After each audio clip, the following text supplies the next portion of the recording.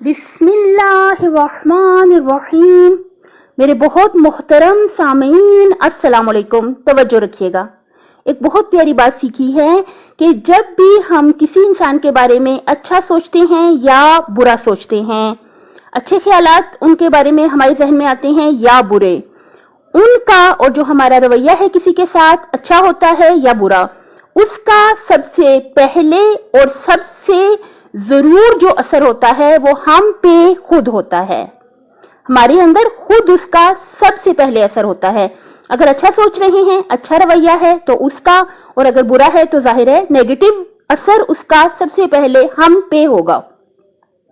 सादे मोहतरम ने बड़ी प्यारी मिसाल बयान की। उन्होंने कहा जब हम किसी पे गुस्सा करते हैं तो फिर हमारी तबीयत क्यों खराब होती है, हमारी हार्ट बीट, ब्लड प्रेशर क्यों डिस्टर्ब होता है, क्योंकि उसका सबसे पहले असर हम पे होता है। लेकिन सामने वाला जिस पर हम गुस्सा कर रहे होते हैं उसके पास चॉइस मौजूद है, वो उसका नेगेटिव असर ले या ना ले। इसकी क्या मिसाल उन्होंने दी? उन्होंने कहा कि फर्ज करें कि 4 अफराद हैं, उन सब के साथ सेम सिचुएशन पेश आती है कि उनके बॉस उन पे गुस्सा करते हैं, तो जो चारों का रद्द अमल है या रिस्पॉन्स है वो मुख्तलिफ होता है। बल्कि उन्होंने कहा अगर एक ही फर्द के साथ मतलब मुख्तलिफ दिनों में, मुख्तलिफ वक्तों में एक ही रवैया रखा जाए तो उस एक फर्द का भी रिस्पॉन्स मुख्तलिफ होगा। तो क्या मतलब हुआ? हमें चाहिए कि हम सिर्फ और सिर्फ दूसरों के बारे में अच्छा सोचें। इसकी बहुत प्यारी मिसाल मेरे जहन में आई है, तकरीबन 20-22 साल पहले का वाकया, इससे भी ज्यादा, कि जब मैं स्कूल में पढ़ाती थी, 4th या 5th क्लास की बच्चियां होंगी, तो उनमें से एक बच्ची ने मुझे ईद कार्ड देना था।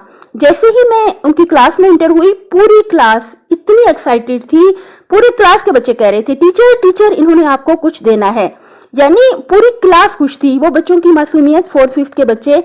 लेकिन अगर हम भी, क्या मतलब हुआ, एक बच्ची ने ईद कार्ड देना था, सारी बच्चियां इतनी खुश थी कि कितने मासूम और प्यारे दिल थे, यानी उन्होंने खुशी को पहले खुद महसूस किया, खुशी का पहले उन पर असर हुआ।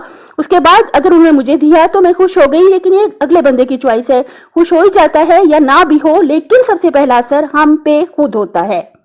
अपनी सेहत, आखिरत और खालिक की मखलूक का ख्याल रखिएगा। अल्लाह हाफिज।